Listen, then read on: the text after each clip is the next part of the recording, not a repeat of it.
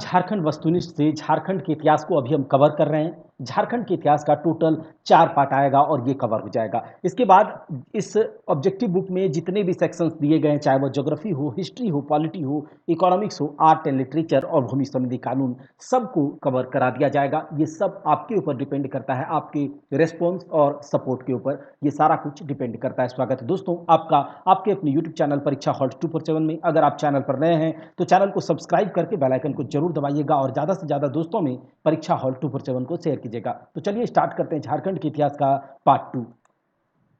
हम अभी करेंगे मध्यकाल में झारखंड। इसके पहले हमने प्राचीन काल में झारखंड तक किया था, अभी हम मध्यकाल में झारखंड देखेंगे। और ये पहला हमारा क्वेश्चन है कि निम्न में से किसे झारखंडी सुल्तान के नाम से जाना जाता है। अच्छा, झारखंडी सुल्तान के नाम से किसे जाना जाता है? तो आदिल शाह द्वितीय को। आदिल शाह द्वितीय को झारखंडी सुल्तान के नाम से जाना जाता है। आगे देखिए, जिस समय चैतन्य महाप्रभु पंच परगना क्षेत्र में रुके थे, जिस समय चैतन्य महाप्रभु पंच परगना क्षेत्र में रुके थे, उस समय इस क्षेत्र में पंच परगना उस क्षेत्र में किस वंश का शासन था? तो बताइए किस वंश का? नागवंश का शासन था। किसका? नागवंश का शासन था। निम्न में से कौन सा कथन सच्चा है? अच्छा, कौन सा कथन सच्चा है ये हमें देखना है। चैतन्य चरितामृत में झारखंड क्षेत्र के भौगोलिक आकार का वर्णन किया है। चैतन्य चरितामृत में झारखंड क्षेत्र के भौगोलिक आकार का वर्णन किया गया है। चैतन्य चरितामृत के अनुसार चैतन्य महाप्रभु ने संथाल परगना क्षेत्र के कई गांवों में ठाकुरबाड़ी की स्थापना की थी। बिल्कुल सही। चैतन्य चरितामृत में झारखंड के कई क्षेत्रों के नामों का उल्लेख मिलता है। बिल्कुल सही। तो ये क्या हो जाएगा? वो सभी कथन सच्चे हैं। आगे देखिए, झारखंड क्षेत्र में वैष्णव मत का प्रचार प्रसार किसने किया था? तो झारखंड क्षेत्र में वैष्णव मत का प्रचार प्रसार चैतन्य महाप्रभु जी ने किया था। उड़ीसा के किस शासक ने झारखंड के एक बड़े भूभाग पर आक्रमण किया? उड़ीसा के किस शासक ने झारखंड के एक बड़े बड़े भूभाग पर आक्रमण किया तथा उस पर अधिकार किया? तो ये थे आपके कलिलेंद्र। कौन थे? कलिलेंद्र। यहां पर दिया गया है कि बख्तियार खिलजी ने झारखंड से होकर निम्न में से किस स्थान पर आक्रमण किया था? तो ये आपका नदिया पर आक्रमण उसने किया था। वेस्ट बंगाल के नदिया पर आक्रमण किया था। बख्तियार खिलजी ने किस शताब्दी में झारखंड से होकर नदिया पर आक्रमण किया था? तो 13वीं शताब्दी में। कब? बख्तियार खिलजी ने 13वीं शताब्दी में झारखंड से होकर नदिया पर आक्रमण किया था। गुलाम वंश के संबंध में निम्न में से कौन कौन से कथन सत्य हैं? देखते हैं कि गुलाम वंश के समय झारखंड की सीमा में मुस्लिम सेनाओं की छावनियां स्थापित की गई। सही बात है। इल्तुतमिश तथा बलबन के शासन काल में इनके प्रभाव से झारखंड मुक्त रहा। यह भी बिल्कुल सही है। गुलाम वंश के शासक इल्तुतमिश तथा बलबन के समय झारखंड में नागवंशी राजा हरिकर्ण का शासन था। इसका मतलब है कि सारे के सारे कथन सच्चे हैं। इल्तुतमिश तथा बलबन के समय इनके प्रभाव से झारखंड मुक्त था, क्योंकि यहां नागवंश के एक शक्तिशाली राजा का शासन था। और बताइए ये कौन था? तो नागवंश के शक्तिशाली राजा हरिकर्ण का शासन उस समय था। अलाउद्दीन खिलजी ने किस सेनापति को नागवंशी राज्य पर विजय प्राप्त करने के लिए झारखंड भेजा था? तो ये था आपका छज्जू मलिक। कौन? छज्जू मलिक था। अलाउद्दीन खिलजी के द्वारा कब अपने सेनापति मलिक छज्जू को झारखंड में नागवंशी राज्य पर विजय प्राप्त करने हेतु भेजा गया था? तो ये आपका क्या हो जाएगा? 1310 ईस्वी में। कब? 1310 ईस्वी में। अलाउद्दीन खिलजी का कौन सा सेनापति दक्षिण भारत पर विजय अभियान के समय जाते समय झारखंड से गुजरा था? तो ये आपका मलिक कपूर था। कौन? मलिक कपूर था। देखिए, निम्न में से किस नागवंशी राजा ने अलाउद्दीन खिलजी की अधीनता स्वीकार कर ली थी? तो ये कौन था नागवंशी राजा? तो ये था फनी मुकुट राय तथा बेनूकर्ण। दोनों नागवंशी राजा थे, फनी मुकुट राय और बेनूकर्ण, और दोनों ने खिलजी की अधीनता स्वीकार कर ली थी। अब आगे देखिए कि निम्न में से कौन सा कथन सत्य है। अच्छा, कौन सा कथन सच्चा है ये देखना है। मोहम्मद बिन तुगलक ने छज्जुद्दीन आजमुल मुल्क को सतगावा का शासक नियुक्त किया था। आगे देख लेते हैं। नहीं, ये गलत है। अब ये छज्जू मुल्क नहीं, हाँ किया था, ठीक है। मोहम्मद बिन तुगलक ने छज्जुद्दीन आजमुल मुल्क को सतगावा का शासक नियुक्त किया था। ठीक बात है। तुगलक काल के सिपह सलार मलिक बया ने हजारीबाग के चाई किला को जीतकर फतेह खान दौरा के हवाले कर दिया था। बिल्कुल सही है और यहां से हो जाएगा उपरोक्त तो दोनों कथन यानी कि सी नंबर। ठीक है, अब देखिए फिरोज शाह तुगलक ने बंगाल के शासक शमसीउद्दीन शाह से हजारीबाग के सतगावा क्षेत्र को जीतकर उसे बंगाल की राजधानी बना ली थी। याद रखिएगा, फिरोज शाह तुगलक बंगाल के शासक शमसीउद्दीन से हजारीबाग के सतगावा क्षेत्र को जीतकर उसे बंगाल की राजधानी बना ली थी। लोधी वंश के शासन के समय हरिकर्ण ने झारखंड पर शासन नहीं किया था। अच्छा, लोधी वंश के शासन के दौरान कौन है जो कि झारखंड पर शासन नहीं किया था? तो प्रतापकर्ण थे, शासन किया था, विराटकर्ण ने भी किया था, छत्रकर्ण ने किया था, हरिकर्ण ने नहीं किया था। अच्छा, हरिकर्ण किसके समय था? तो इल्तुतमिश और बलबन के समय। याद रखिएगा,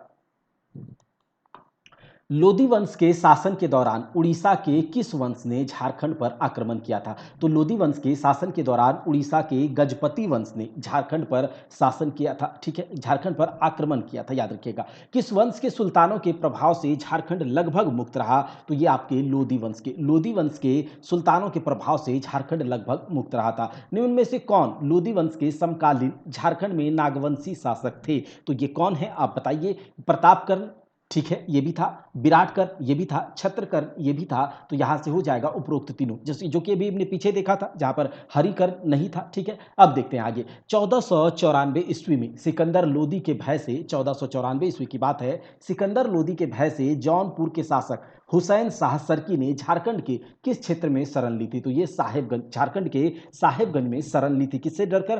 तो सिकंदर लोदी के भय से, सिकंदर लोदी से डर करके।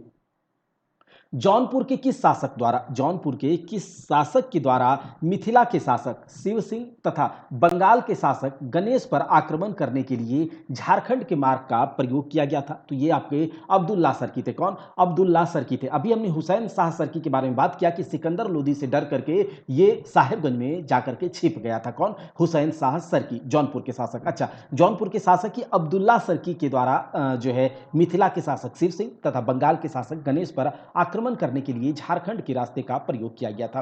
देखिए, शेर शाह ने झारखंड के राजमहल क्षेत्र का उपयोग अपने बंगाल अभियान में किया था। याद रखिएगा, शेर शाह ने झारखंड के राजमहल क्षेत्र का उपयोग किया था अपने बंगाल अभियान के लिए। शेर शाह के सेनापति खवास खान ने, ठीक है, शेर शाह के सेनापति खवास खान ने महारत चेरो को पराजित करके श्याम सुंदर नामक हाथी प्राप्त किया था। ठीक है, शेर शाह के सेनापति खवास खान ने महारत चेरो को पराजित करके क्या किया था? श्याम सुंदर नाम का हाथी प्राप्त। यहां पर कहा जा रहा है कि बताइए निम्न में से नीचे में जो दिया गया है कथन जो दिए गए हैं वो कौन से सच हैं? शेर शाह के शासनकाल के समय झारखंड में शाही सिक्कों के प्रचलन में तेजी आई। बिल्कुल सही है, शेर शाह के शासनकाल में झारखंड में शाही सिक्कों के प्रचलन में तेजी आई।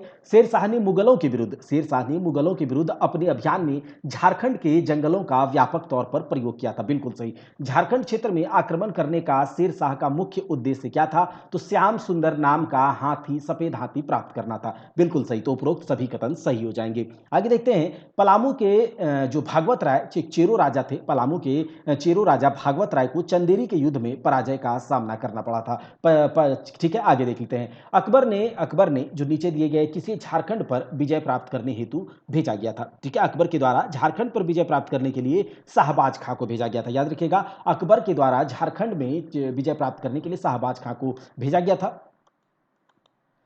अकबर ने 1585 ईस्वी में शाहबाज खां के नेतृत्व में किस नागवंशी शासक के विरुद्ध विजय प्राप्त करने हेतु अपनी सेना भेजी थी? तो मधुकर शाह। ठीक है, मधुकर शाह के विरुद्ध अपनी सेना भेजी थी अकबर ने 1585 में शाहबाज खां के अगुवाई में। ठीक है, अब देख लेते हैं आगे कि जो अकबर था एक ऐसा मुगल शासक जिसने झारखंड को सबसे पहले अपना करदाता प्रदेश बनाया था। अकबर ने झारखंड को सबसे पहले अपना करदाता प्रदेश बनाया था अकबर ने। ठीक है, अब आगे देख लेते हैं कि जो 1592 ईस्वी में अकबर के प्रतिनिधि मान सिंह ने झारखंड के राजमहल को बिहार एवं बंगाल की राजधानी बनाया। याद रखिएगा, 1592 ईस्वी में अकबर के प्रतिनिधि मान सिंह ने झारखंड के राजमहल को बिहार एवं बंगाल की राजधानी बनाया।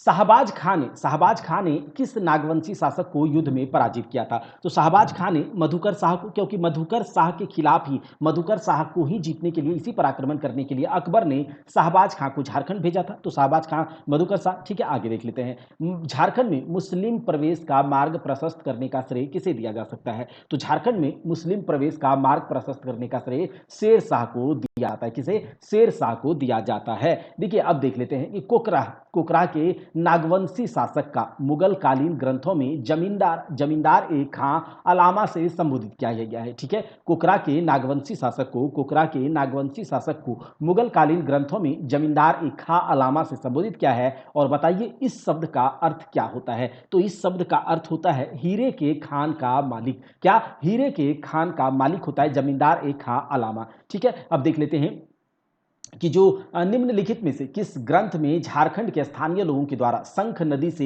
हीरे प्राप्त करने के तरीकों का वर्णन किया गया है? तो ये आपका है तुजुक ए जहांगीरी से। तुजुक ए जहांगीरी से झारखंड में हीरे प्राप्त करने का, ठीक है, हीरे, शंख नदी से हीरे प्राप्त करने के तरीकों का वर्णन किया है तुजुक ए जहांगीरी में। ठीक है, अब देखते हैं कि जो झारखंड का कौन सा ऐसा क्षेत्र है जो मुस्लिम आक्रमण से पूर्णतः बचा रहा था? तो झारखंड का धनबाद मुस्लिम आक्रमण से पूर्णतः बचा रहा था। मुगल काल में झारखंड को किस नाम से जाना जाता था? तो मुगल काल में झारखंड को खोखरा नाम से जाना जाता था। याद रखिएगा, मुगल काल में झारखंड को खोखरा नाम से जाना जाता था। अब देखिए, आगे देख लेते हैं कि निम्न में से किस पुस्तक के माध्यम से यह जानकारी मिलती है कि हजारीबाग के 6 और चंपा परगना बिहार सूबा में शामिल थे? अच्छा, हजारीबाग के 6 तथा चंपा परगना जो है वो बिहार सूबा में शामिल थे। ये हमें अकबरनामा से सॉरी, ये जो है आपका आईन ए अकबरी से प्राप्त होता है। इसकी जानकारी हमें आईन ए अकबरी से प्राप्त होता है। मुगल कालीन ग्रंथों में झारखंड के किस वंश के राजा को जमींदार ए खां अलामा अर्थात हीरे के खान का मालिक कहा गया है? तो ये आपका नागवंशी शासक को। ठीक है, तो नागवंश के। आगे देख लेते हैं कि पलामू के किस चेरो राजा को अकबर के सेनापति मान सिंह से पराजित होने के बाद मुगलों की स्वाधीनता स्वीकार करनी पड़ी थी? तो ये आपके भागवत राय है। ठीक है, ये एक चेरो राजा थे जो कि अकबर के सेनापति मान सिंह से पराजित होने के बाद मुगलों की अधीनता इसने स्वीकार की थी, भागवत राय ने। अब देख लेते हैं कि जो राजा मान सिंह किस वर्ष बिहार झारखंड का सूबेदार नियुक्त किया गया था? तो 1589 में राजा मान सिंह को क्या किया गया था? बिहार और झारखंड का सूबेदार नियुक्त किया गया था। किस वर्ष? तो 1592 ईस्वी में सिंहभूम के पोरहाट वंश ने मुगलों की अधीनता स्वीकार कर ली थी 1592 ईस्वी में। अब आगे देख लेते हैं। प्रसिद्ध पुस्तक तुजुक ए जहांगीरी के अनुसार मुगल शासक जहांगीर ने किस वर्ष इब्राहिम खां को खोखरा विजय के लिए भेजा था? ठीक है, तो ये आपका 1615-16 की बात है, 1615-16 ईस्वी की बात है। इस समय मुगल शासक जहांगीर ने इब्राहिम खां को खोखरा के विजय के लिए भेजा था और ऐसा तुजुक ए जहांगीरी से हमें जानकारी मिलती है। ठीक है, आगे देख लेते हैं कि जो मान सिंह ने जब उड़ीसा के अफगान शासक कुतलू खां के विरुद्ध अभियान छेड़ा तो झारखंड के किस राजा ने मान सिंह का साथ दिया था? तो झारखंड के मधु सिंह ने। ठीक है, याद रखिएगा, झारखंड के मधु सिंह ने मान सिंह का साथ दिया था उड़ीसा के अफगान शासक कुतलुग खां के विरुद्ध। अब देखिए कि झारखंड के कौन से चेरो राजा जहांगीर के समकालीन थे? तो झारखंड के अनंत राय, ठीक है, एक चेरो राजा थे अनंत राय और ये जहांगीर के समकालीन थे। अब आगे देख लेते हैं। निम्न में से किस चेरो राजा की मृत्यु मुगलों के द्वारा दिल्ली में शेर के साथ लड़वाने के कारण हो गई थी? अच्छा भैया, ये आपका सहबल राय है। कौन? सहबल राय। इस चेरो राजा की मृत्यु मुगलों के द्वारा दिल्ली में शेर के साथ लड़वाने के कारण हो गई थी। ठीक है, आगे देखिए, मुगल शासक जहांगीर के शासनकाल के समय निम्न में कौन झारखंड का राज्यपाल था? तो याद रखिएगा, जहांगीर ने इब्राहिम खां को झारखंड पर भेजा था, तो इब्राहिम खां ही था। ठीक है, इब्राहिम खां। आगे देख लीजिए, झारखंड के नागवंशी शासक दुर्जन साल को जहांगीर के द्वारा कौन सी उपाधि प्रदान की गई थी? तो याद रखिएगा, झारखंड के नागवंशी शासक दुर्जन साल को जहांगीर के द्वारा शाह की उपाधि से नवाजा गया था। शाह की उपाधि प्रदान की गई थी। अब देख लेते हैं, नागवंशी राजा दुर्जन शाह को कितने वर्षों तक ग्वालियर के किले में कैद रखा गया था? तो ये आपका 12 वर्षों के लिए नागवंशी राजा दुर्जन साल को 12 वर्षों के लिए ग्वालियर के किले में कैद रखा गया था। जो दुर्जन शाह है वह नागवंशी राजा हीरों का पारखी था। दुर्जन शाह एक नागवंशी राजा था और वह हीरों का पारखी था, याद रखिएगा, ये हीरों का पारखी था दुर्जन शाह। और इसी चलिए आगे देख लेते हैं कि जो मुगल काल में शंख नदी किसके लिए प्रसिद्ध था। तो मुगल काल में शंख नदी हीरों के लिए प्रसिद्ध था। मुगल काल में शंख नदी हीरों के लिए प्रसिद्ध था। अब देखिए, इब्राहिम खान ने नागवंशी शासक दुर्जन शाह को पराजित कर वर्ष 1617 ईस्वी में शंख नदी पर अधिकार कर लिया था। याद रखिएगा, इब्राहिम खान ने नागवंशी शासक दुर्जन शाह को पराजित कर वर्ष 1617 ईस्वी में शंख नदी पर अधिकार कर लिया था। अब देखिए, मुगल शासक शाहजहां ने पलामू के चेरो राजा को पराजित करने के लिए किस सूबेदार को भेजा था। तो याद रखिएगा कि मुगल का शासक शाहजहां ने पलामू के चेरो राजा को पराजित करने के लिए शाइस्ता खां को भेजा था। किसे? शाइस्ता खां को भेजा था, याद रखिएगा। शाइस्ता खां ने सन 1641 ईस्वी में पलामू के चेरो राजाओं पर आक्रमण किया था। और शाइस्ता खां को किसने भेजा था? तो मुगल शासक शाहजहां ने। शाइस्ता खां ने पलामू में के चेरो राजाओं पर आक्रमण 1641 ईस्वी में किया था। अब आगे देखते हैं, पलामू के चेरो राजा प्रताप राय ने शाइस्ता खां को नजराना के रूप में कितने रुपये प्रदान किए थे? तो याद रखिएगा, 80,000 रुपये। ठीक है, पलामू के चेरो राजा प्रताप राय ने शाइस्ता खां को नजराना के रूप में 80,000 रुपये प्राप्त किए दिए थे। ठीक है, जहांगीर के पुत्र शाह सुजा ने झारखंड के किस क्षेत्र को अपनी राजधानी बनाया था? तो झारखंड के राजमहल को जहांगीर के पुत्र शाह सुजा ने झारखंड के राजमहल क्षेत्र को अपनी राजधानी बनाया था। मुगलों द्वारा किस चेरो राजा को मनसबदारी प्रदान की गई थी? मुगलों के द्वारा जो है प्रताप राय को मनसबदारी प्रदान की गई थी। ये मनसबदारी एक प्रकार का पद होता था, जैसे कि अभी अलग अलग पोस्ट होता है, डीसी का पोस्ट होता है, डिस्ट्रिक्ट कलेक्टर के बाद आपका एसपी होता है, दरोगा होता है, sub inspector, inspector, assistant sub inspector. तो ये सब जो अलग अलग पोस्ट हैं तो उसको अलग अलग सैलरी मिलता है। तो उसी के हिसाब से यहाँ पर एक मनसबदार होता था, अलग अलग सैलरी दिया जाता था, अलग अलग पोस्ट होता था, उसे मनसबदारी 400 का मनसबदार होता था, 500 का मनसबदार होता था। तो इस मनसबदारी प्रदान की गई थी प्रताप राय को। ठीक है, अब देखिए, निम्न में से किस चेरो राजा ने नवरत्नगढ़ का प्रसिद्ध नागपुर दरवाजा पलामू के किले में लगवाया था? ठीक है, तो याद रखिएगा, मेदिनी राय ने। किस चेरो राजा ने दोईसा पर आक्रमण कर उसे तहस नहस कर दिया था? किस चेरो राजा ने दोईसा पर आक्रमण करके, तो मेदिनी राय ने दोईसा पर आक्रमण करके उसे तहस नहस कर दिया था। जो मेदिनी राय है, मेदिनी राय चेरो राजा को न्यासी राजा की संज्ञा दी जाती है। निम्न में से किस चेरो राजा को न्यासी राजा की संज्ञा दी जाती है? तो ये आपका मेदिनी राय। ठीक है, अब देखिए कि औरंगजेब के समय पलामू में मेदिनी राय चेरो राजा था। ठीक है, औरंगजेब के समय पलामू में जो चेरो राजा थे वो कौन थे? मेदिनी राय थे। कौन थे? मेदिनी राय थे, जिसे कि क्या कहा जाता था? अभी हमने देखा थोड़ी देर पहले, न्यासी राजा कहा जाता था। मेदिनी राय ने दोईसा पर आक्रमण करके उसे तहस नहस कर दिया था। तो ये सब कुछ बातें हैं। अब कहता है कि बताइए, निम्न में से किसके शासनकाल का चेरो शासन का स्वर्ण युग की संज्ञा दी जाती है? तो याद रखिएगा, मेदिनी राय के शासनकाल को चेरो युग का स्वर्ण युग की संज्ञा दी जाती है। देखिए, मुगल शासक औरंगजेब के द्वारा किस सूबेदार को पलामू पर आक्रमण करने के लिए भेजा गया था? तो ये आपका दाऊद खां है। दाऊद खां, जो कि मुगल शासक औरंगजेब ने इसे सूबेदार बना करके पलामू पर आक्रमण करने भेजा गया था। देखिए आगे, देखिए औरंगजेब के सूबेदार दाऊद ने किस वर्ष पलामू विजय की स्मृति में पलामू के पुराना किला में एक मस्जिद का निर्माण कराया था? याद रखिएगा। ठीक है, तो ये आपका है 1662 ईस्वी में। ठीक है, 1662 ईस्वी में पलामू के औरंगजेब के सूबेदार दाऊद खान ने पलामू विजय की स्मृति में याद में पलामू के पुराना किला में एक मस्जिद का निर्माण करवाया था। देखिए, जो औरंगजेब के द्वारा पलामू का फौजदार किसे नियुक्त किया गया था? औरंगजेब के द्वारा पलामू का फौजदार किसे नियुक्त किया गया था? तो ये आपके मनकली खान को नियुक्त किया गया था औरंगजेब के द्वारा। देखिए, मुगल शासक औरंगजेब के समय झारखंड में किस नागवंशी शासक का शासन था? तो मुगल शासक औरंगजेब के समय झारखंड में रघुनाथ राय नागवंशी शासक का शासन था। मुगल शासक औरंगजेब के समय रामगढ़ का राजा कौन था? मुगल शासक औरंगजेब के समय रामगढ़ का राजा दलेल सिंह थे। रामगढ़ के राजा दलेल सिंह थे। मुगल शासक औरंगजेब के समय कुंदा के किस शासक ने इस्लाम धर्म स्वीकार कर लिया था? तो याद रखिएगा, चुन राय ने। किसने? मुगल शासक औरंगजेब के समय कुंदा के शासक चुन राय ने इस्लाम धर्म स्वीकार कर लिया था। अब देखिए, पलामू में औरंगा नदी के समीप किस वर्ष मुगलों एवं चेरों के बीच भीषण संघर्ष में चेरों को पराजय का सामना करना पड़ा था? तो याद रखिएगा, 1660 ईस्वी में। पलामू में औरंगा नदी के समीप किस इस वर्ष तो 1660 ईस्वी में मुगलों और चेरों के बीच भीषण संघर्ष में चेरों को पराजय का सामना करना पड़ा था। झारखंड, अब हम देखेंगे झारखंड के क्षेत्रीय राजवंश। किस जनजाति के लोगों के द्वारा सबसे पहले झारखंड राज्य निर्माण की प्रक्रिया शुरू की गई थी? तो ये आपका है कौन सी जनजाति के द्वारा?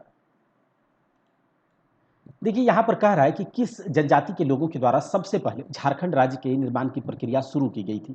तो झारखंड राज्य के निर्माण की प्रक्रिया अगर जनजातियों की बात करें तो सबसे पहले मुंडाओं के द्वारा शुरू की गई थी। ठीक है, मुंडाओं के द्वारा शुरू की गई थी और इसमें बात आता है एक रीता मुंडा या फिर उसी को रीसा मुंडा कहा जाता है, रीता मुंडा या फिर रीसा मुंडा। ठीक है, तो इसे झारखंड राज्य के निर्माण करने का, झारखंड राज्य के निर्माण की प्रक्रिया शुरू करने का श्रेय रीता मुंडा या फिर रीसा मुंडा को जाता है। यही दोनों एक ही है, रीता मुंडा या फिर रीसा मुंडा। तो यहां से क्या हो जाएगा? मुंडाओं के द्वारा। मुंडा जनजाति का वह कौन सा व्यक्ति था जिसने सबसे पहले झारखंड राज्य के निर्माण की प्रक्रिया शुरू की? तो ये कौन थे? रीता मुंडा या फिर इसी को रीसा मुंडा कहा जाता है। निम्नलिखित में से कहा जा रहा है कि किस व्यक्ति को रीता मुंडा के द्वारा मुंडाओं का शासक चुना गया था? तो ये आपके सूतिया पाहन थे। ठीक है, सूतिया पाहन, इसी को रीता मुंडा के द्वारा मुंडाओं का शासक नियुक्त किया गया था, मुंडाओं का शासक नियुक्त किया गया था। सूतिया पाहन ने अपने नव स्थापित राज्य का नाम क्या रखा था? सूतिया पाहन ने अपने नव स्थापित राज्य का नाम सूतिया नागखंड रखा था। याद रखिएगा, सूतिया नागखंड रखा था। ठीक है, सूतिया नागखंड का प्रथम राजा कौन था? तो सूतिया नागखंड का प्रथम राजा सूतिया पाहन था। ठीक है, रीता मुंडा को श्रेय जाता है झारखंड राज्य के निर्माण की प्रक्रिया शुरू करने का। ठीक है, रीता या फिर रीसा मुंडा इसको कह सकते हैं आप। आगे देखिए, सूतिया नागखंड का अंतिम राजा कौन था? सूतिया नागखंड का अंतिम राजा मदरा मुंडा था। कौन था? सूतिया नागखंड का अंतिम राजा मदरा मुंडा था। नागवंशी राज्य की स्थापना कब की गई थी? नागवंशी राज्य की स्थापना जो है प्रथम शताब्दी में की गई थी। नागवंशी राज्य की स्थापना किसने की? नागवंशी राज्य की स्थापना फनी मुकुट राय ने की। किसने? फनी मुकुट राय ने। पहले नागवंशी राजा कौन थे? फनी मुकुट राय थे। फनी मुकुट राय थे पहले नागवंशी राजा। आगे देखिए, नागवंशी शासक फनी मुकुट राय की राजधानी कहाँ थी? तो नागवंशी शासक फनी मुकुट राय की राजधानी सुतियांबे था। कहाँ? सुतियांबे था। आगे देखिए, नागवंशी शासक फनी मुकुट राय का राज्य कितने परगनों में विभाजित था? तो याद रखिएगा, ये आपके 66 परगनों में विभाजित था। कितने? 66 परगनों में विभाजित था। ठीक है, आगे देख लेते हैं कि जो किस नागवंशी शासक ने अपने राज्य में गैर आदिवासियों को आश्रय प्रदान किया था? तो ये आपके फनी मुकुट राय हैं। कौन? फनी मुकुट राय। अब देखिए, निम्नलिखित में से किस राजा को नागवंश का आदि पुरुष कहा जाता है? तो फनी मुकुट राय को नागवंश का आदि पुरुष कहा जाता है या फिर माना जाता है। देखिए, निम्नलिखित में से कौन नागवंशी शासक फनी मुकुट राय का दीवान था? फनी मुकुट राय का दीवान भवराय श्रीवास्तव थे। भवराय श्रीवास्तव फनी मुकुट राय के दीवान थे। ठीक है, आगे देख लेते हैं कि जो सरगुजा के रक्सेल राजा को किसने पराजित किया था? तो याद रखिएगा, भीमकर्ण के द्वारा बरवा की लड़ाई में सरगुजा के रक्सेल राजा को पराजित किया गया था। नागवंशी राज्य की प्रथम राजधानी कहाँ थी? सुतियांबे थी। कहाँ? सुतियांबे थी। किस नागवंशी शासक ने अपनी राजधानी सुतियांबे से चुटिया कर दी? तो याद रखिएगा कि जो प्रताप राय थे, प्रताप राय एक नागवंशी राजा थे, एक नागवंशी शासक थे और इसने अपनी राजधानी सुतियांबे से चुटिया कर दी। कहाँ? सुतियांबे से चुटिया कर दी। अब छोटा नागपुर पर शासन करने वाले नागवंशी शासकों में से निम्न में कौन शामिल नहीं था? ठीक है, तो छोटा नागपुर में शासन करने वाले शासकों की अगर बात करें तो प्रतापकर्ण, ठीक बात है, यहाँ पर किया था शासन। विराटकर ने किया है, छत्रकर ने किया है, लेकिन विक्रमकर नाम का कोई नहीं यहाँ पर शासन किया है। आगे देखिए, नागवंशी शासक फनी मुकुट राय की हत्या किसने की थी? नागवंशी शासक फनी मुकुट राय की हत्या जो है बागदेव सिंह ने की थी। किसने? बागदेव सिंह ने की थी। निम्नलिखित में से किस नागवंशी शासक ने खुखरा को अपनी राजधानी बनाया? देखिए, खुखरा को अपनी राजधानी भीमकर ने बनाया था। खुखरा को अपनी राजधानी भीमकर ने बनाया था। किस नागवंशी राजा के शासनकाल में सरगुजा के रक्सेल राजा ने नागवंशी राज्य पर आक्रमण किया था? तो ये आपके कौन है? भीमकर्ण के शासनकाल में। भीमकर्ण के शासनकाल में सरगुजा के रक्सेल राजा एवं नागवंशी राजा भीमकर्ण के बीच, सरगुजा के रक्सेल राजा तथा नागवंशी राजा भीमकर्ण के बीच बरवा की लड़ाई हुई थी। ये भी हमने ऊपर भी देखा था, बरवा की लड़ाई। आगे देखिए, निम्न में से किस नागवंशी राजा ने भीम सागर का निर्माण करवाया था? तो भीम सागर का निर्माण जो है भीमकर्ण ने करवाया था। ठीक है, नागवंशी राजा भीमकर्ण ने निम्नलिखित में से किसके साथ युद्ध किया था? नागवंशी राजा भीमकर्ण ने जो है किसके साथ युद्ध किया था? तो याद रखिएगा, सरगुजा के हेहय वंशी रक्सेल राजा के साथ नागवंशी राजा भीमकर्ण के साथ युद्ध हुआ था, याद रखिएगा। आगे देखिए, किस नागवंशी शासक ने दोइसा को अपनी राजधानी घोषित की थी? तो ये आपके दुर्जन शाह है, ठीक है। दुर्जन शाह ने दोइसा को अपनी राजधानी घोषित की थी। किस नागवंशी शासक ने पालकोट को अपनी राजधानी बनाया था? तो पालकोट को राजधानी बनाने वाले यदुनाथ शाह थे। पालकोट को राजधानी बनाने वाले यदुनाथ शाह थे। किस नागवंशी शासक के समय नागवंशी राज्य की राजधानी रातूगढ़ थी। कौन? रातूगढ़ थी। तो ये आपके कौन थे? प्रताप उदयनाथ शाहदेव एक नागवंशी शासक, और इसके समय नागवंशी राज्य की राजधानी रातूगढ़ थी। निम्नलिखित में से किस नागवंशी शासक ने रांची में जगन्नाथ मंदिर का निर्माण कराया था?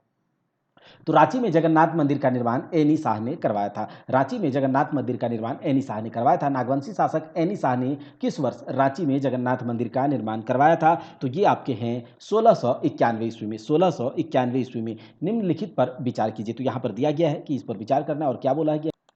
यहाँ पर कहा जा रहा है कि उपरोक्त को, ये जो यहाँ पर दिया गया 1 2 3 4 इस तरह से, तो यहाँ कहता है नागवंशी राज्य की राजधानी को सही क्रम में व्यवस्थित कीजिए। तो सबसे पहले जो नागवंशी राज्य की राजधानी कहाँ पर स्थापित किया गया था? सुतियापहान के द्वारा। तो सुत्याम्बे में। कहाँ पर? सुतियाम्बे में, ठीक है। ये सुतियापहान के द्वारा नहीं, नागवंशी राज्य का फनी मुकुट राय था। तो फनी मुकुट राय ने यहाँ पहला जो है सुतियाम्बे उसका राजधानी था नागवंशी राज्य का। अच्छा, दूसरा कौन था? चूटिया था, हमने अभी बात किया था। दूसरा कौन? चूटिया था। उसके बाद खुखरा इसके बाद आया। खुखरा जो है तीसरा राजधानी था। फिर उसके बाद हम देखते हैं दोइसा जो है नागवंशी राज्य की राजधानी बनाया गया खुखरा के बाद दोइसा को बनाया गया। फिर उसके बाद पालकोट को नागवंशी राज्य की राजधानी बनाया गया, और लास्ट में नागवंशी राज्य की राजधानी रातूगढ़ में बनाया गया। तो इसका सही जवाब कौन सा हो जाएगा? ए नंबर, ठीक है, ए। किस नागवंशी शासक ने सतरंजी में अपनी राजधानी स्थापित की? तो बताइए कौन से नागवंशी शासक थे? जो एनी शाह ने। किसने? एनी शाह ने सतरंजी में अपनी राजधानी स्थापित की थी। आगे देखिए, निम्नलिखित में से किस नागवंशी शासक ने पालकोट भौरों को अपनी राजधानी घोषित की थी? तो जगन्नाथ शाहदेव ने पालकोट भौरों को अपनी राजधानी घोषित की थी। आगे देखिए, किस नागवंशी शासक के द्वारा घाघरा के हापा मुनि मंदिर का निर्माण कराया गया था? तो याद रखिएगा कि शिवदास कर्ण जो कि एक नागवंशी शासक थे, इसके द्वारा घाघरा के हापा मुनि मंदिर का निर्माण कराया गया था। घाघरा के हापा मुनि मंदिर का निर्माण शिवदास कर्ण के द्वारा कराया गया था। घाघरा के हापा मुनि मंदिर में निम्नलिखित में से किसने भगवान विष्णु की प्रतिमा स्थापित की थी? तो याद रखिएगा, घाघरा के हापा मुनि मंदिर में भगवान विष्णु की प्रतिमा सियानाथ देव के द्वारा क्या किया गया था? स्थापित करवाया गया था, सियानाथ देव के द्वारा। किस नागवंशी शासक के द्वारा दोइसा में नवरत्नगढ़ राजा प्रसाद का निर्माण कराया गया था? तो याद रखिएगा कि जो ये दुर्जन साल है, इसके द्वारा दोइसा में नवरत्नगढ़ राजा प्रसाद का निर्माण कराया गया था। नागवंशी शासक प्रताप कर्ण के समय में राज्य किसके विद्रोह से त्रस्त था? अच्छा, नागवंशी शासक प्रताप कर्ण के समय जो राज्य था वो किसके विद्रोह से त्रस्त था? तो घटवारों के विद्रोह से त्रस्त था। निम्नलिखित में से किस नागवंशी शासक के समय जमींदारी प्रथा का उन्मूलन किया गया था? तो जमींदारी प्रथा का उन्मूलन सरननाथ शाहदेव के द्वारा के समय किया गया था, ठीक है, सरननाथ शाहदेव के द्वारा। आगे देखिए, 38 नंबर जो दिया गया है, इसमें क्या है कि जो निम्नलिखित में से कौन सा नागवंशी शासक बहादुर शाह प्रथम के समकालीन था? अच्छा, बहादुर शाह प्रथम के समकालीन कौन था? राम शाह था, बहादुर शाह के प्रथम समकालीन। सिंह वंश का कौन सा शासक बहादुर शाह प्रथम के समकालीन?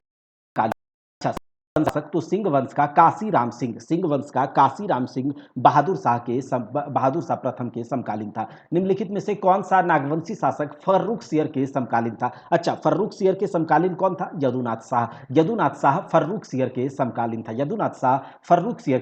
था। अच्छा, उसके बाद क्या है कि जो किस नागवंशी शासक के शासनकाल के दौरान मराठों ने पहली बार आक्रमण किया था? तो मराठों ने पहली बार आक्रमण जो किया था वो श्याम सुंदर नाथ शाह के शासनकाल के दौरान, ये नागवंशी शासक थे, और इसके शासनकाल के दौरान मराठों ने पहली बार आक्रमण किया था। अब देखते हैं 1717 ईस्वी में बिहार के सूबेदार सरबुलंद खां ने किस नागवंशी राजा पर आक्रमण किया था। अच्छा, 1717 ईस्वी में बिहार के सूबेदार सरबुलंद खां ने यदुनाथ शाह के जो कि एक नागवंशी शासक थे, राजा थे, उस पर आक्रमण किया था। किस राजवंश ने पलामू पर सर्वप्रथम अपना आधिपत्य स्थापित किया? तो पलामू पर सबसे पहले आधिपत्य स्थापित करने वाले रक्सेल वंश थे। कौन? रक्सेल वंश थे। रक्सेल वंश कितने शाखाओं में विभाजित था? तो रक्सेल वंश जो था वो 2 शाखाओं में विभाजित था। रक्सेल वंश के लोग स्वयं को क्या मानते थे? रक्सेल वंश के लोग स्वयं को राजपूत मानते थे। रक्सेल वंश के लोग स्वयं को राजपूत मानते थे। रक्सेल वंश के शासनकाल के दौरान निम्नलिखित में से किस जनजाति का आबादी सर्वाधिक था? ठीक है, तो ये याद रखिएगा, खरवार का। ठीक है, खरवार जनजाति का सबसे ज्यादा आबादी था उस समय। कौन रक्सेलों के समय खरवार का शासक था? तो रक्सेलों के समय खरवार का शासक जो था वो प्रताप धवल था। रक्सेलों के समय खरवार का शासक प्रताप धवल। किस वंश के शासकों ने रक्सेलों को पराजित कर पलामू में अपना साम्राज्य स्थापित किया था? तो पलामू में अपना साम्राज्य स्थापित रक्सेलों को पराजित करके चेरो वंश के शासकों ने किया था। चेरो वंश के शासकों ने किया था। अब देखिए, पलामू के चेरो वंश की स्थापना भगवत राय ने की। पलामू के चेरो वंश की स्थापना भगवत राय के द्वारा किया गया। पलामू के चेरो वंश की स्थापना। अब देखिए, पलामू में चेरो वंश की स्थापना किस शताब्दी में की गई थी? तो पलामू में चेरो वंश की स्थापना 16वीं शताब्दी में की गई थी। पलामू में चेरो वंश की स्थापना 16वीं शताब्दी में की गई थी। बिहार के सूबेदार फखरुद्दौला द्वारा किस वर्ष छोटा नागपुर पर आक्रमण किया गया था? बिहार के सूबेदार फखरुद्दौला के द्वारा छोटा नागपुर पर आक्रमण कब किया गया था? तो यह आक्रमण किया गया था 1730 ईस्वी में। 1730 ईस्वी में बिहार के सूबेदार फखरुद्दौला के द्वारा छोटा नागपुर पर आक्रमण किया गया था। फखरुद्दौला के आक्रमण के समय निम्नलिखित में से कौन नागवंशी शासक था? तो फखरुद्दौला के आक्रमण के समय शिवनाथ शाह एक नागवंशी शासक था और उस समय यही शासन कर रहा था। 1730 ईस्वी में फखरुद्दौला से चेरो राजा जयकृष्ण राय ने कितना सालाना वसूल किया? ठीक है, 1730 ईस्वी की बात है। फखरुद्दौला से चेरो राजा जयकृष्ण राय ने कितना सालाना कर वसूल किया? तो याद रखिएगा, यह आपका 5000 रुपया सालाना कर था। 5000 रुपये सालाना कर। निम्नलिखित में से किस राजा ने मुगलों की अधीनता को स्वीकार कर दिया था? स्वीकार कर लिया था। देखिए, जो आपके दुर्जन साल थे, ये इसने क्या किया था? मुगलों की अधीनता यहाँ पर इन ऑप्शंस में दुर्जन साल मुगलों की अधीनता को स्वीकार कर लिए थे। देखिए, और शाइस्ता खां कौन थे? शाइस्ता खां शाहजहां के सूबेदार थे, जिसने भेजा था यहाँ पर आक्रमण करने के लिए। आगे देखिए, निम्नलिखित में से किस महल में दुर्जन साल के द्वारा झरोका दर्शन का निर्माण कराया गया था? अच्छा, झरोका दर्शन का निर्माण जो है नवरत्नगढ़ में कराया गया था दुर्जन साल के द्वारा। राजा दुर्जन साल ने किस स्थान को अपनी राजधानी बनाया जो लगभग 100 वर्षों तक नागवंशियों की राजधानी रहा? तो ये दोइसा था। कहाँ? दोइसा। निम्नलिखित में से किसके काल में पलामू किला का निर्माण कराया गया था? तो पलामू किला का निर्माण प्रताप राय के समय कराया गया था। पलामू किले का निर्माण प्रताप राय के समय कराया गया था, याद रखिएगा। जहांगीर के शासनकाल में अफजल खां ने पलामू के चेरो राजाओं के विरुद्ध जहांगीर के शासनकाल में अफजल खां ने पलामू के चेरो राजाओं के विरुद्ध आक्रमण किया था। और इस समय पलामू का चेरवंशी शासक कौन था? तो इस समय पलामू का चेरवंशी शासक अनंत राय था। अनंत राय। शाहजहां के शासनकाल में शाइस्ता खां के द्वारा पलामू के चेरो राज्य पर आक्रमण किया गया, सही बात है। और इस समय पलामू का राजा कौन था? तो इस समय पलामू का राजा जो था वो आपके प्रताप राय थे। कौन थे? प्रताप राय। शाहजहां के शासनकाल में शाइस्ता खां के द्वारा पलामू के चेरो राज्य पर आक्रमण किया गया था और इस समय पलामू के राजा कौन थे? प्रताप राय थे। कौन थे? प्रताप राय। अब औरंगजेब के शासनकाल में कोपरा का नागवंशी शासक कौन था? तो औरंगजेब के शासनकाल के समय कोपरा का नागवंशी राजा रघुनाथ शाह थे। रघुनाथ शाह थे। हरिनाथ शाह किस शासक का धर्मगुरु था? हरिनाथ शाह जो थे वो रघुनाथ शाह के धर्मगुरु थे। ठीक है, हरिनाथ शाह रघुनाथ शाह के धर्मगुरु थे। 1660 ईस्वी की बात है। ठीक है, जो है एक नदी के किनारे चेरो राजा साहब राय और औरंगजेब के सेनापति दाऊद खान के बीच युद्ध हुआ, जिसमें साहब राय की हार हुई थी। तो बताइए वो कौन सी नदी थी? वो नदी थी आपकी औरंगा नदी। कौन सी? औरंगा नदी। देखिए, निम्नलिखित में से कौन औरंगजेब का समकालीन था? औरंगजेब का समकालीन जो था ये राम शाह और रघुनाथ शाह दोनों थे। राम शाह और रघुनाथ शाह दोनों थे।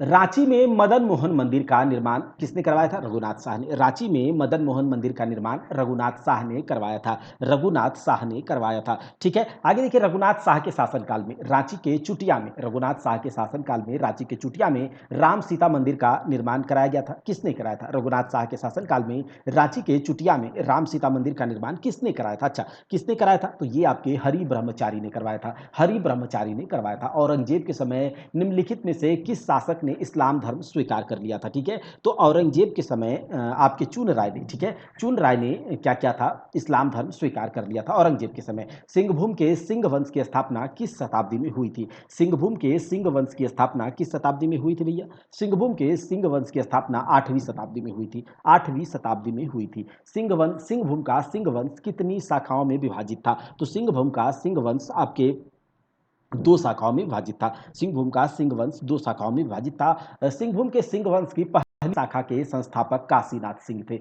सिंहभूम के सिंह वंश की पहली शाखा के संस्थापक काशीनाथ सिंह थे। अब देखिए, सिंहभूम के सिंह वंश की दूसरी शाखा के संस्थापक कौन थे? तो दूसरी शाखा के संस्थापक दर्प नारायण सिंह थे। पहली शाखा के संस्थापक जो थे वो काशीनाथ सिंह थे, दूसरी शाखा के संस्थापक थे दर्प नारायण सिंह। सिंह वंश की दूसरी शाखा की स्थापना दर्प नारायण सिंह के द्वारा कब की गई? तो सिंहभूम की सिंह वंश की दूसरी शाखा की स्थापना दर्प नारायण सिंह के द्वारा कब की गई थी? 1205 ईस्वी में की गई थी, 1205 ईस्वी में। सिंहभूम के सिंह वंश की जानकारी का मुख्य स्रोत कौन सी पुस्तक है? ठीक है, तो ये आपको बताना होगा। ये आपका वंश प्रभा लेखन नाम की एक पुस्तक है जिससे सिंहभूम के सिंह वंश की जानकारी प्राप्त होती है।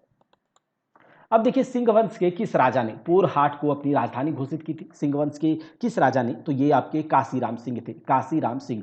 हो जनजाति के अनुसार उनके किस देवता के नाम के आधार पर सिंह वंश का नामकरण किया गया है? तो हो जनजाति के अनुसार, जो है उनके देवता सिंह बोंगा के नाम के आधार पर, सिंह बोंगा के नाम के आधार पर सिंह वंश का नामकरण किया गया है। ठीक है, आगे देख लेते हैं कि जो सिंह वंश के किस शासक के विरुद्ध भुइयां जनजाति के लोगों ने विद्रोह किया था? तो याद रखिएगा कि जो सिंह वंश के जगन्नाथ सिंह द्वितीय, ठीक है, जगन्नाथ सिंह द्वितीय के विरुद्ध भुइयां जनजाति के लोगों ने विद्रोह किया था। देखिए, झारखंड राज्य का प्रसिद्ध भूमिज स्वराज्य आंदोलन किस वंश के शासनकाल में हुआ था? तो ये किस वंश के शासनकाल में? तो मानभूम के मान वंश के शासनकाल में। ठीक है, मानभूम के मान वंश के शासनकाल में। निम्नलिखित में से कौन सा कथन मानभूम के मान वंश के संबंध में झूठा है?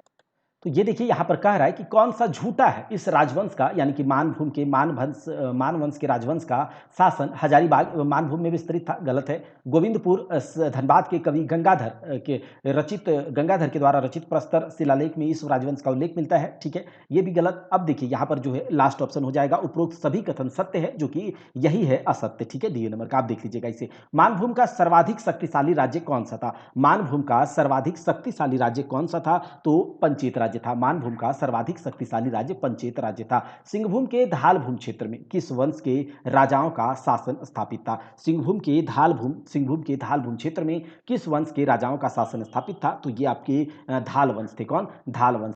यहां पर कह रहा है कि कुंदा रियासत का संबंध किस जिले से है? कुंदा रियासत का संबंध हजारीबाग जिले से है। यहां कुंदरा मत सोच लीजिएगा, राजकुंद्रा। ठीक है, अब देखिए यहां पर कह रहा है रामगढ़ राज्य की स्थापना किसने की थी? रामगढ़ राज्य की स्थापना किसने की थी? बागदेव सिंह ने की थी। रामगढ़ राज्य की स्थापना बागदेव सिंह ने की थी। बागदेव सिंह द्वारा रामगढ़ राज्य की स्थापना कब की गई थी? बागदेव सिंह के द्वारा रामगढ़ राज्य की स्थापना 1368 ईस्वी में की गई थी। 1368 ईस्वी में की गई थी। रामगढ़ राज्य के शासक बागदेव सिंह ने किस स्थान को अपनी राजधानी बनाया था? तो ये आपका सिसिया था। ठीक है, रामगढ़ के शासक बागदेव ने अपनी राजधानी सिसिया को बनाया था। सिसिया के बाद रामगढ़ की राजधानी कहां स्थानांतरित कर दी गई थी? तो सिसिया के बाद रामगढ़ की राजधानी जो है वो उर्दा में स्थानांतरित कर दी गई थी। उर्दा में स्थानांतरित कर दी गई थी। निम्नलिखित में से किस शासक ने रामगढ़ राज्य की राजधानी उर्दा से बादम स्थानांतरित की थी? तो याद रखिएगा, उर्दा से बादम जो है हेमंत सिंह ने किया था। देखिए, पहले सिसिया, फिर उसके बाद उर्दा और उसके बाद बादम, ये तीन राजधानी के बारे में हमने देख लिया। अगर आपसे पूछा जाए कि बताइए रामगढ़ राज्य की राजधानियों का सही क्रम बताइए, तो सबसे पहले सिसिया जो कि बागदेव सिंह ने बनाया, फिर उसके बाद उर्दा और उसके बाद बादम। ठीक है, उर्दा और उसके बाद बादम। देखिए, अब हम आगे बात करते हैं रामगढ़ राज्य के किस शासक ने अपनी राजधानी बादम से रामगढ़ स्थानांतरित की? तो फिर अगला जो क्रम आ जाएगा कौन सा? बादम से रामगढ़। तो बादम से रामगढ़ जो है वो दलेल सिंह ने स्थापित किया था, स्थानांतरित किया था। रामगढ़ राज्य के किस शासक ने अपनी राजधानी रामगढ़ से इचाक, मतलब इतना राजधानी बदली हो रहा है। ठीक है, तो रामगढ़ से फिर इचाक, पहले सिसिया, उर्दा, बादम के बाद जो है क्या था? रामगढ़, बादम से रामगढ़ और रामगढ़ से फिर इचाक। ठीक है, तो ये क्रम है, यहां से आप देख सकते हैं। ये जो है आपके तेज सिंह, इसने रामगढ़ से इचाक स्थानांतरित कर दी। रामगढ़ राज्य के किस शासक ने अपनी राजधानी फिर इचाक से पदमा, ठीक है, इचाक से पदमा स्थानांतरित कर दी? तो ब्रह्मदेव नारायण ने। अब यहाँ पर कह रहा है कि निम्न में से किस शासक ने खड़गडिहा राज्य की स्थापना की थी? तो खड़गडिहा राज्य की स्थापना हंस राजदेव ने की थी। हंस राजदेव ने। तथा निम्नलिखित में से किस राज्य ने कपिला गाय की पूंछ को राज चिन्ह के रूप में अपनाया? तो कपिला गाय की पूंछ को राज चिन्ह को तो ये पंचेत राज्य के राजा ने, ठीक है, पंचेत राज्य के राजा ने। तो हमने अभी क्या देखा? हमने देखा मध्यकाल में झारखंड और उसके बाद झारखंड के क्षेत्रीय राजवंश। इसके बाद और 2 पार्ट आएगा, झारखंड का हिस्ट्री कवर हो जाएगा ऑब्जेक्टिव के माध्यम से, और सब्जेक्टिव भी किया गया है, उसे भी आप लोग देख लीजिएगा। तो अगर क्लास अच्छा लगा है तो क्लास परीक्षा हॉल 247 को ज़्यादा से ज़्यादा दोस्तों में शेयर कीजिएगा। झारखंड खोरठा, अगर आपने खोरठा लिया है तो खोरठा को यहाँ कंप्लीट कर दिया गया। झारखंड जीको को कंप्लीट पूरा करवा दिया जाएगा। साथ ही साथ कंप्यूटर है, हिस्ट्री, पॉलिटी, इन सबको भी यहाँ पर ऑब्जेक्टिव के माध्यम से या जैसे हो सके आपके लिए करवाया जाएगा। और रीजनिंग भी जल्दी स्टार्ट करेंगे, और रीजनिंग यहाँ से आप कर लीजिएगा। पूरा का पूरा 20 में 20 मार्क्स आपको मिल जाएंगे रीजनिंग जिस तरह से यहाँ पर करवाया जाएगा। तब तक के लिए आप लोग अपनी पढ़ाई को करते रहे। जय